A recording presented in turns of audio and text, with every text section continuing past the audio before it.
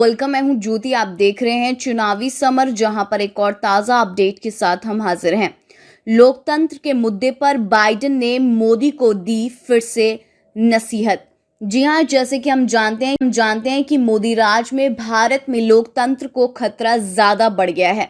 स्थिति यह है कि कभी सरकार की नीतियों के खिलाफ दलित सड़कों पर उतरते हैं, तो कभी मुस्लिम, तो कभी किसान, जिसकी वजह से भारत की दुनिया में काफी बदनामी हो रही है।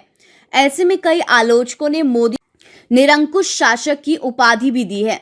हालांकि आलोचकों का ये कहना है कि मोदी जनता की पसंद से नहीं बल्कि ईवीएम में धांधली करके सत्ता में आए हैं।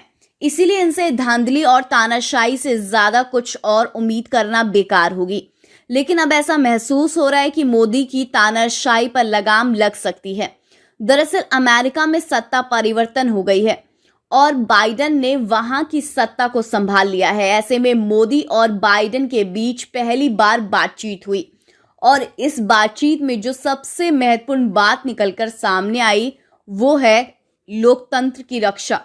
आपको बता दें कि बाइडेन ने मोदी के सामने इस बार फिर से दोहराया है कि वह लोकतंत्र के पक्षधर हैं। दरअसल मोदी ने अमेरिका के राष्ट्रपति जो बाइडेन से बात की है। जो बाइडेन के राष्ट्रपति बनने के बाद पीएम मोदी के साथ ये उनकी पहली बातचीत थी। खबरों के अनुसार दोनों नेताओं के बीच क्षेत्रीय मुद्दों और साझी प्राथमिकताओं पर चर्चा हुई।